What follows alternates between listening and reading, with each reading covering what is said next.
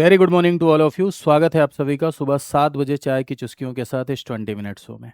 जैसा कि आप सभी को पता है कि मंडे टू सैटरडे मैं आप सभी के समक्ष उपस्थित होता हूं और सुबह 7 बजे 4 सवालों के साथ आपको 40 बातें बताता हूं। ऐसी बातें जो आपके एग्जाम के लिए महत्वपूर्ण हैं, आने वाले एग्जाम में संभावित हो सकती हैं। इस सीरीज के थ्रू मेरा ऑब्जेक्टिव यही है कि आपकी प्रैक्टिस कराना। थ्योरी क्लासेस के दौरान जो बातें आपने पढ़ी हैं, अगर रिवीजन के अभाव में भूल गए हैं तो उसे एक बार फिर से रिवाइज कराना, ये मेरा ऑब्जेक्टिव है। आई होप आप सभी इस सेशन को एंजॉय करते होंगे मेरे भाइयों। मैं ये कोशिश करता हूँ कि एक सवाल की व्याख्या में आपको इतनी बातें बताऊं कि उससे रिलेटेड अगर कोई भी सवाल आए तो वो सवाल आपका बन जाए। और मैं ये कोशिश करता हूँ कि ईमानदारी से आपको मल्टी डायमेंशनल अप्रोच के साथ सारी बातें बताई जाए। मैं अपेक्षा भी करता हूँ आपसे कि आप इस सीरीज को हिट कराएं, अपने दोस्तों के मध्य शेयर करें। तो चलिए शुरू करते हैं। If you are preparing for the UPPCS pre VO and RO then ये सेशन आपके लिए इंपॉर्टेंट है। और भी अगर आप किसी स्टेट लेवल परीक्षा की तैयारी करते हैं लाइक आरएएस, एमपीपीसीएस, बीपीएससी और वहाँ पॉलिटी के सवाल आते हैं तो ये सेशन आपके लिए इंपॉर्टेंट है, महत्वपूर्ण है। ठीक है, तो चलिए पहले सवाल पर आते हैं। पहला सवाल आपका सीवीसी से रिलेटेड है, यानी सेंट्रल विजिलेंस कमीशन से रिलेटेड है। पहला स्टेटमेंट लिखा हुआ है कि यह एक वैधानिक निकाय है, स्टेटूअरी बॉडी है। दूसरा लिखा हुआ है कि इसकी स्थापना संविधान के तहत हुई, it was established under the constitution. तीसरा लिखा हुआ है कि भ्रष्टाचार के मामलों में निगरानी रखता है। ठीक है, 3 स्टेटमेंट आपके समक्ष है और इसमें आपको राइट स्टेटमेंट चूज करना है, यानी सत्य कथन आपको बताना है। ठीक है, सवाल सीवीसी से रिलेटेड है। सीवीसी का नाम आपने सुना होगा, थर्ड स्टेटमेंट देखते ही आपको लग रहा होगा कि हाँ बहुत बढ़िया है भाई, भ्रष्टाचार के मामलों की निगरानी तो करता है, भ्रष्टाचार संबंधी शिकायतें, मामलों की निगरानी। हालांकि खुद इन्वेस्टिगेट नहीं करता है, किसी एजेंसी के माध्यम से इन्वेस्टिगेट कराता है, जैसे लाइक आपका सीबीआई। अब सीवीसी से रिलेटेड कुछ बातें जान लीजिए फैक्चुअल डेटा की, जो आपके यहाँ पूछी जाती है। जैसे इसका गठन कब हुआ? सीवीसी का गठन हुआ 1964 में, 1964 में, on the recommendation of Santhanam committee. Santhanam committee की सिफारिश पर इसका गठन हुआ। कौन सी समिति?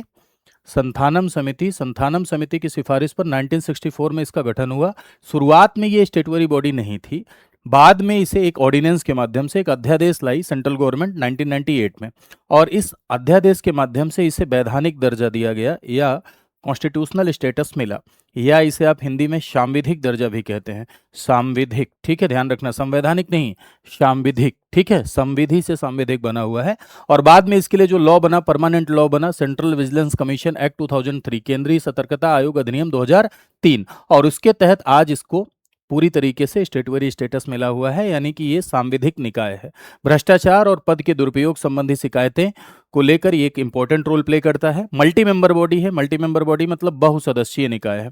बहुसदस्यीय निकाय, मल्टी मेंबर बॉडी। एक इसमें सेंट्रल विजिलेंस कमीशन होते हैं, 2 सेंट्रल विजिलेंस कमिश्नर होता है यानी केंद्रीय सतर्कता आयुक्त, और 2 अन्य आयुक्त होते हैं, 3 लोग होते हैं। बहुसदस्यीय निकाय है और इनकी नियुक्ति किसके द्वारा की जाती है भैया? तो इन तीनों लोगों की नियुक्ति राष्ट्रपति के द्वारा होती है। राष्ट्रपति का ये विवेक नहीं है, ध्यान रखना। विवेक का मतलब विवेक राष्ट्रपति का बेटा नहीं है, नहीं विवेक सर है। विवेक का मतलब राष्ट्रपति जब मंत्रिपरिषद से स्वतंत्र होकर कार्य करता है तो उसे डिस्क्रेशनरी पावर कहते हैं, और भारत देश में राष्ट्रपति के पास सिचुएशनल डिस्क्रेशन होता है, परिस्थिति जन्य विवेक होता है। ये राष्ट्रपति का विवेक नहीं है। राष्ट्रपति एक समिति की सिफारिश पर नियुक्त करता है। समिति में ताऊ होते हैं, यानी प्रधानमंत्री प्लस यूनियन होम मिनिस्टर, केंद्रीय गृह मंत्री प्लस एलओपी यानी लीडर ऑफ अपोजिशन। कहने का अर्थ क्या है? प्रधानमंत्री प्लस केंद्रीय गृह मंत्री, केंद्रीय गृह मंत्री प्लस विपक्ष का नेता, इन 3 लोगों की समिति की सिफारिश पर अपॉइंटमेंट होती है। इसमें जो सदस्य हैं मतलब आयुक्त और सेंट्रल विजिलेंस कमिश्नर की। ठीक है, आई होप आप समझ गए होंगे। अब इधर आ जाते हैं हम लोग। लिखा हुआ है यह एक वैधानिक निकाय है, तो ये स्टेटमेंट आपका क्या हो जाएगा? सही हो जाएगा। दूसरा लिखा हुआ है इसकी स्थापना संविधान के तहत हुई। संविधान के प्रावधानों के तहत अगर कोई निकाय बनता है, कोई भी निकाय ऐसा है जो कॉन्स्टिट्यूशन के प्रोविजन के तहत बनता है, संविधान के प्रावधानों के तहत बनता है, तो उसे हम कॉन्स्टिट्यूशनल बॉडी कहते हैं, यानी संवैधानिक निकाय कहते हैं। तो सेकंड स्टेटमेंट आपका गलत हो गया। तीसरा कह रहा है कि भ्रष्टाचार के मामलों में निगरानी रखता है, बिल्कुल ठीक है। तो फर्स्ट एंड थर्ड आपका क्या हो जाएगा? इसमें राइट आंसर हो जाएगा। आई होप आप समझ गए होंगे। ठीक है, कार्यकाल भी ध्यान रखिएगा कि सीवीसी का जो सदस्यों का कार्यकाल होता है, आयुक्त का कार्यकाल होता है 4 साल, मैक्सिमम एज 65 साल, इन दोनों में से जो पहले आए, विच एवर कम्स अर्लियर। ठीक है, नेक्स्ट अगला सवाल देखिए, थोड़ा सा बड़ा है, मैं इसको थोड़ा छोटा कर दे रहा हूँ अगर आपको नहीं दिखाई पड़ रहा हो तो।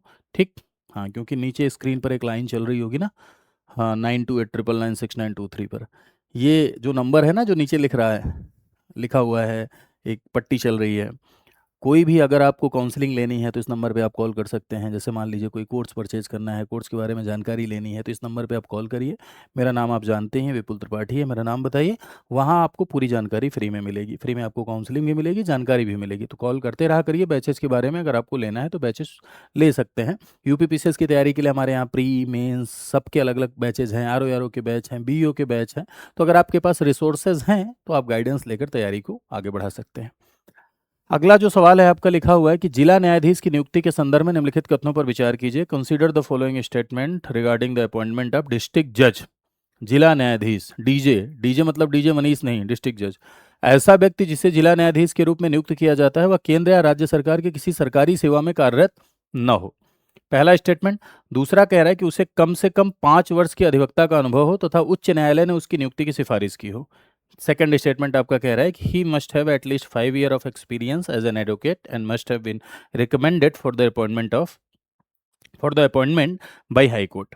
थर्ड स्टेटमेंट कह रहा है कि अन्य न्यायाधीशों की नियुक्ति राज्यपाल जिला न्यायाधीश से भिन्न व्यक्ति को भी, यानी अन्य न्यायाधीश को जो नियुक्ति है वो भी राज्यपाल के द्वारा हो रही है। अन्य न्यायाधीश मतलब जिला न्यायाधीश के अलावा।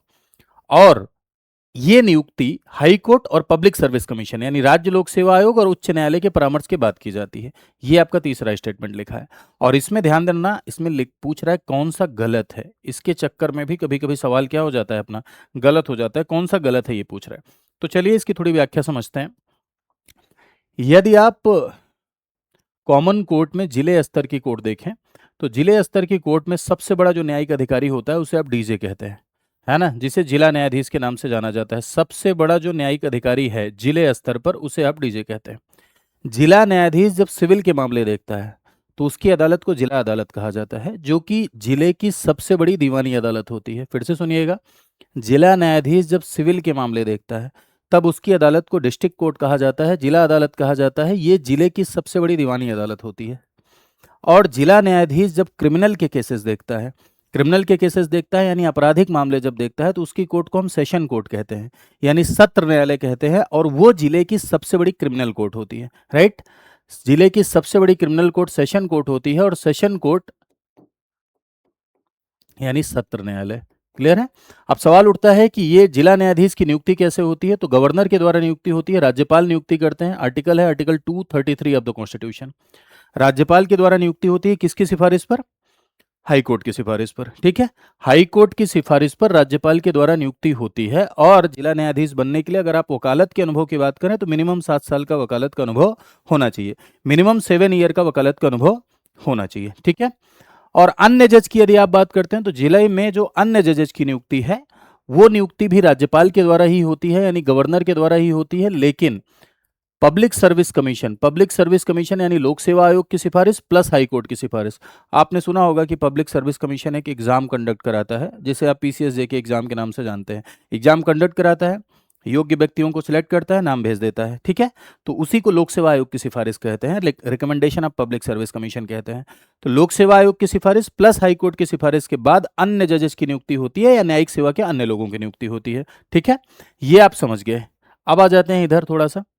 देखो सवाल कह रहा है कि केंद्र सरकार और राज्य सरकार की किसी सेवा में कार्यरत ना हो, तो ये तो बिल्कुल सही लिखा हुआ है। ठीक है, कम से कम 5 वर्ष का अनुभव, कम से कम 7 ईयर का एक्सपीरियंस होना चाहिए। तो ये स्टेटमेंट आपका क्या हो जाएगा? गलत हो जाएगा। ये थर्ड स्टेटमेंट क्या लिखा है? थर्ड स्टेटमेंट बिल्कुल सही लिखा हुआ है कि भाई अन्य की जो नियुक्ति होगी राज्यपाल द्वारा होगी, हाई कोर्ट और पब्लिक सर्विस कमीशन पे। तो ये भी आपका सही लिखा हुआ है। और पूछ क्या रहा है आपसे? कौन सा गलत है, यानी कौन सा रॉन्ग स्टेटमेंट है, ये आपसे पूछ रहा है। तो ओनली 2। ठीक है, ओनली 2 ही गलत है ना, तो बी आपका क्या हो जाएगा? राइट आंसर हो जाएगा। ठीक है, नेक्स्ट पर आते हैं, अगले सवाल पर। अगला सवाल कह रहा है कि संविधान का निम्नलिखित में से कौन सा अनुच्छेद उच्च न्यायालय को court of record court declare करता है, यानी which of the following article of the constitution declares the high court to be a court of record, यानी हाई कोर्ट को court of record court declare करता है। Article 214 of the constitution, article 217 of the constitution, article 235 of the constitution, article 213 of the constitution, none. इसमें कौन सा आपका सही है ये आपको बताना है। ये तो एकदम फैक्चुअल सवाल है, वन लाइनर सवाल है। तो सारे आर्टिकल्स के बारे में थोड़ा थोड़ा बातचीत कर लेते हैं। यदि आप आर्टिकल 214 की बात करें तो आर्टिकल 214 कह रहा है कि there shall be high court in each state, प्रत्येक राज्य में एक हाई कोर्ट होगा। ठीक है, प्रत्येक हाई कोर्ट प्रत्येक राज्य का एक हाई कोर्ट होगा। लेकिन सेवेंथ कॉन्स्टिट्यूशनल अमेंडमेंट एक्ट, सातवें संविधान संशोधन अधिनियम के द्वारा ये तय कर दिया गया कि भाई एक हाई कोर्ट के पास एक से अधिक राज्यों का भी प्रभार हो सकता है। Like Bombay high court, Bombay high court के पास महाराष्ट्र है, गोवा है, दादर नगर हवेली, दमन दीव है। Guwahati high court, Guwahati high court के पास असम है, अरुणाचल प्रदेश है, मिजोरम है, नागालैंड है। Chandigarh high court, Chandigarh high court के पास क्या है, पंजाब और हरियाणा है। ये तीन ऐसे हाई कोर्ट हैं जिनके पास एक से अधिक स्टेट हैं, एक से अधिक राज्य हैं। कुछ ऐसे हाई कोर्ट भी हैं जिनके पास एक राज्य प्लस यूनियन टेरिटरी है, जैसे Calcutta high court, Calcutta high court के पास पश्चिम बंगाल है, अंडमान निकोबार है। Ernakulam high court, Ernakulam high court जिसे आप केरल हाई कोर्ट के नाम से जानते हैं, तो उसके पास केरला है, लक्षद्वीप है। ठीक है, तो 214 हो गया आपका। 215 ये कहता है कि हाई कोर्ट एक कोर्ट ऑफ रिकॉर्ड कोर्ट होगी। High court court of record court होगी, यानी अभिलेख न्यायालय होगा। अभिलेख न्यायालय का क्या मतलब है, ये मैं अभी थोड़ी देर में स्पष्ट कर देता हूं, पहले अन्य आर्टिकल देख लेते हैं। ठीक है, 216 कॉन्स्टिट्यूशन ऑफ हाई कोर्ट की बात करता है, 217 जजेस की नियुक्ति की बात करता है। ठीक है, 216 कॉन्स्टिट्यूशन की बात करता है, कॉन्स्टिट्यूशन ऑफ हाई कोर्ट। ठीक है, 217 नियुक्ति की बात करता है। ठीक, और कौन सा आर्टिकल यहां पर लिखा हुआ है, ये हो गया, ये हो गया, ये बता दिया। 235 क्या है, 235 है अधीनस्थ न्यायालयों पर उच्च न्यायालय का नियंत्रण। देखो, सबॉर्डिनेट कोर्ट को सबॉर्डिनेट कोर्ट क्यों कहा जाता है? सबॉर्डिनेट कोर्ट को सबॉर्डिनेट कोर्ट इसलिए कहा जाता है क्योंकि वो हाई कोर्ट के सबॉर्डिनेशन में वर्क करते हैं, क्योंकि वो हाई कोर्ट के अधीनस्थ काम करते हैं, इसीलिए उन्हें सबॉर्डिनेट कोर्ट कहा जाता है। राइट, तो हाई कोर्ट को नियंत्रण की शक्ति है सबॉर्डिनेट कोर्ट के ऊपर, और under article 235 of the constitution high कोर्ट को यह पावर मिलती है कंट्रोल ओवर सबॉर्डिनेट कोर्ट, यानी अधीनस्थ न्यायालयों पर नियंत्रण की शक्ति मिलती है। तो ये 235। 213 क्या है, 213 ये है ऑर्डिनेंस पावर ऑफ गवर्नर। यदि राज्य विधानमंडल का सत्र न चल रहा हो, तुरंत तुरंत लॉ बनाने की जरूरत है, सडन सिचुएशन है, तो ऐसे में राज्यपाल काउंसिल ऑफ मिनिस्टर की सलाह पर एक ऑर्डिनेंस इशू कर सकता है। ऑर्डिनेंस वैसे ही काम करेगा जैसे राज्य विधानमंडल का कानून, उन्हीं विषयों पर इशू किया जाएगा जिन विषय पर स्टेट को लॉ बनाने की पावर है। ऑर्डिनेंस एक लॉ होता है, लेकिन शॉर्ट टर्म का लॉ होता है। परमानेंट लॉ बनाने के लिए जैसे ही लेजिस्लेचर वापस आए उसके 6 हफ्ते के भीतर पारित होना होता है। ठीक है, मैक्सिमम लिमिट ऑर्डिनेंस की 6 महीने 6 हफ्ते हो सकती है। तो ये 213, इसका आंसर हो जाएगा नन। खैर, ये सवाल कोर्ट ऑफ रिकॉर्ड से रिलेटेड था, तो ये बात मैं आपको बता दे रहा हूं, सुनिएगा। हमारे भारत देश में सुप्रीम कोर्ट भी कोर्ट ऑफ रिकॉर्ड कोर्ट है। Under article 129 of the constitution supreme court भी अभिलेख न्यायालय की शक्ति रखता है, यानी supreme court court of record court है। Under article 215 of the constitution high court भी कोर्ट ऑफ रिकॉर्ड कोर्ट है, यानी हाई कोर्ट भी अभिलेख न्यायालय की शक्ति रखता है। That means high court court of record court है, supreme court court of record court है। इसका क्या मतलब है, अभिलेख न्यायालय का क्या अर्थ होता है? ऐसे न्यायालय जिसके जजमेंट महत्वपूर्ण नेचर के होते हैं, महत्वपूर्ण इंपॉर्टेंट नेचर के होते हैं, और शाश्वत स्मृति में रिकॉर्ड करके रखे जाते हैं, इटरनल मेमोरी में रिकॉर्ड करके रखे जाते हैं। भविष्य में वो इन्फीरियर कोर्ट के लिए, इन्फीरियर कोर्ट में साक्ष्य के तौर पर काम करते हैं, एविडेंस के तौर पर काम करते हैं, या नज़ीर के तौर पर इस्तेमाल किया जाता है, उदाहरण के तौर पर इस्तेमाल किया जाता है। तो ऐसे न्यायालय जिनके जजमेंट को संरक्षित करके रखा जाए, वो न्यायालय कोर्ट ऑफ रिकॉर्ड कोर्ट कहलाते हैं। और एक विशेष बात इसमें यह है कि ऐसे कोर्ट जिनको कोर्ट ऑफ रिकॉर्ड कोर्ट की पावर होती है, उन्हें कंटेम्प्ट के मामले में दंडित करने की भी शक्ति होती है। हाई कोर्ट को भी कंटेम्प्ट के मामले में, अपनी अवमानना के मामले में दंडित करने की पावर है। सुप्रीम कोर्ट को भी अपनी अवमानना के मामले में दंडित करने की पावर है। कंटेम्प्ट दो प्रकार का होता है, एक सिविल कंटेम्प्ट, एक क्रिमिनल कंटेम्प्ट। सिविल कंटेम्प्ट का मतलब यह है कि अगर आदेश की अवहेलना हुई तो सिविल कंटेम्प्ट में आता है। क्रिमिनल, अदालत के किसी भी कार्य में आप बाधा पहुंचा रहे हैं, उटपटांग टिप्पणी कर रहे हैं, तो वो क्रिमिनल कंटेम्प्ट है। इन दोनों मामले में न्यायालय पनिश कर सकता है, दंड दे सकता है, जुर्माना दे सकता है, या दोनों भी कर सकता है। तो आर्टिकल 129 से सुप्रीम कोर्ट एक अभिलेख न्यायालय है, और आर्टिकल 215 से हाई कोर्ट भी एक अभिलेख न्यायालय है। तो आई होप ये चीज आपकी क्लियर हो गई होगी। ठीक है, चलो अगले सवाल पर आते हैं। देखिए अगला सवाल आपका क्या कह रहा है, भारत में पंचायती राज संस्थाओं के ह्रास के लिए अशोक मेहता समिति द्वारा निम्नलिखित में से कौन से कारण बताए गए?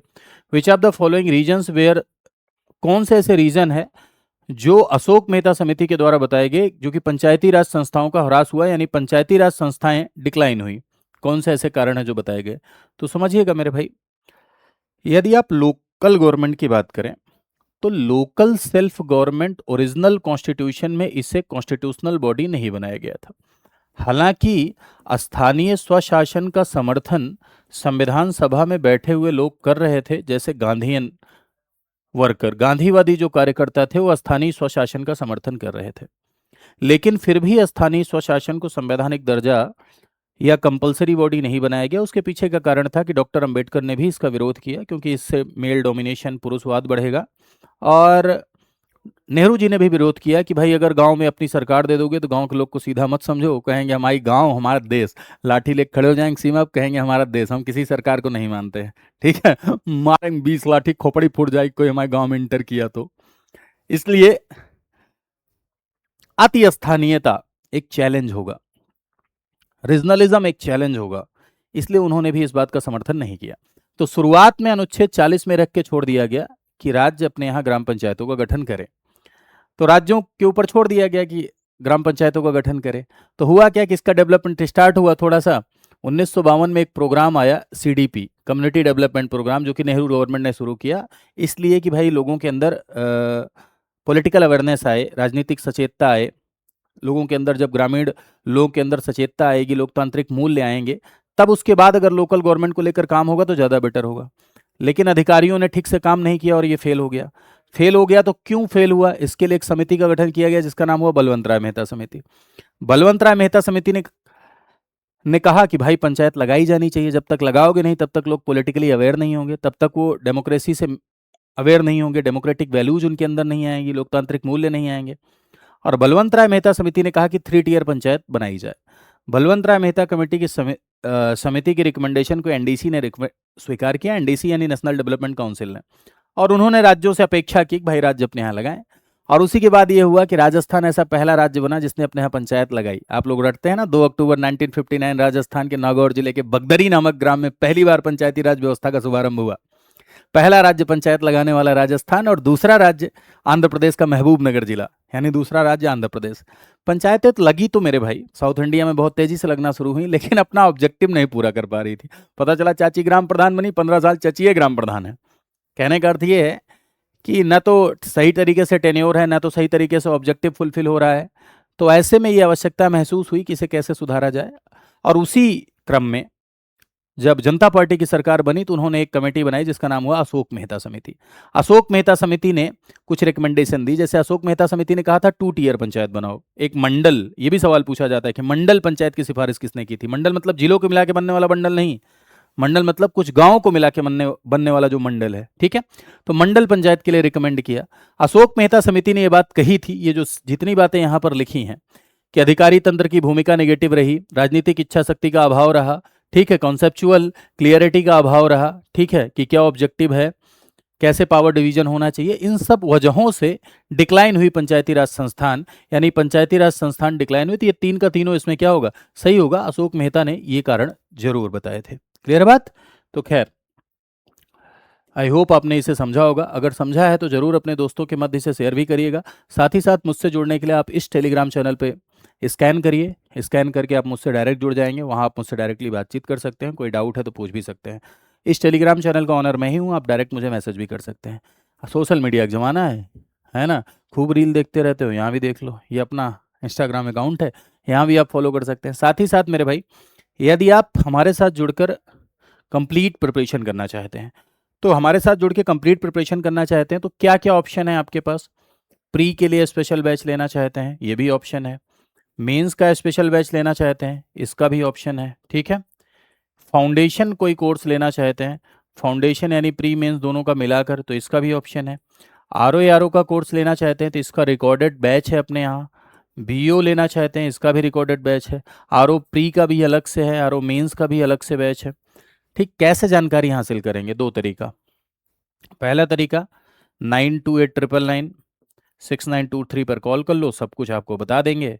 ठीक है, और फिर ये कोड लगा लो, इसमें आपको मैक्सिमम डिस्काउंट मिल जाएगा, VL लाइव, ये कोड अगर आप लगाएंगे आपको तो। ठीक है, पहला तरीका ये है। दूसरा तरीका, आप खुद से जागरूक बनिए, और दूसरा तरीका ये है, गूगल पे जाओ, यहाँ लिखो स्टडी IQ, जैसे मैंने लिखा, यहाँ जाओ www.studyIQ.com पर। www.studyIQ.com पर जब आप जाओगे तो देखिए लिखेगा पॉपुलर ऑनलाइन कोर्सेज। क्या लिखा हुआ है, पॉपुलर ऑनलाइन कोर्सेज। क्लिक करो, स्टेट PCS पर क्लिक हो गया, ढेर सारे स्टेट्स लिख के आ रहे हैं, यूपी, बिहार, उड़ीसा, उत्तर प्रदेश पर क्लिक करो। नहीं हो रहा, 2-3 बार क्लिक करो। ठीक है, उत्तर प्रदेश पे क्लिक किया, अब देखो यहाँ आया फाउंडेशन बैच, यहाँ आया मेंस का बैच, यहाँ आया प्री का बैच, टेस्ट सीरीज सब उपलब्ध है। कैसे जानकारी ले सकते हैं, जैसे मैं दिखाता हूँ, यहाँ फाउंडेशन पे बाय नाउ पे क्लिक करो। ठीक, दो तरह के बैचेज हैं आपके पास फाउंडेशन के, एक गोल्ड एक प्लेटिनम। गोल्ड में आपको 1100 प्लस घंटे की क्लास पढ़ाई जाती है, पूरी की पूरी कंप्लीट क्लास दी जाती है, इंटरव्यू गाइडेंस प्रोग्राम दिया जाता है, मेंटोरशिप दी जाती है, 2 साल की वैलिडिटी दी जाती है, करंट अफेयर मैगजीन दी जाती है। ये है गोल्ड।